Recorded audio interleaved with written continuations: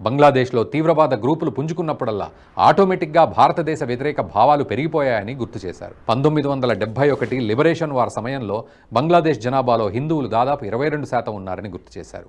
నేడు సామాజికంగా, రాజకీయంగా అట్టడుగున చెదురుముదురు హింస కారణంగా వారు దాదాపు 8% పడిపోయారన్నారు. విద్యార్థుల తిరుగుబాటు తర్వాత ఆగస్టు 5న షేక్ హసీనా ప్రభుత్వం కూలిపోయే వరకు ఆమె మంత్రివర్గంలో పనిచేసిన హసన్ మెహమూద్ అమెరికాలో ట్రంప్ సర్కార్ కొలువుదీరిన తర్వాత బంగ్లాదేశ్ స్వేచ్ఛావాయువులు పీల్చుకుంటుందని ఆశాభావం వ్యక్తం చేశారు. అప్పుడు మాత్రమే నిష్పక్షపాతంగా ఎన్నికలు జరిపేందుకు యూనస్ సర్కార్ ముందుకొస్తుందన్నారు. స్వయంగా బంగ్లాదేశ్ మాజీ మంత్రే దేశంలో ఇస్లామిక్ మతోన్మాదం పెరిగిపోతోందంటూ ఇలా బాహాటంగా విమర్శలు గుప్పిస్తుంటే యూనస్ సర్కార్ మాత్రం హిందువులను ఉగ్రవాదులుగా చూపించే ప్రయత్నం చేస్తోంది. తాజాగా ఇస్కాన్ను నిషేధించాలంటూ కోర్టుకెక్కింది. ఇస్కాన్ ఒక మత ఛాందసవాద సంస్థ అంటూ వాదించింది.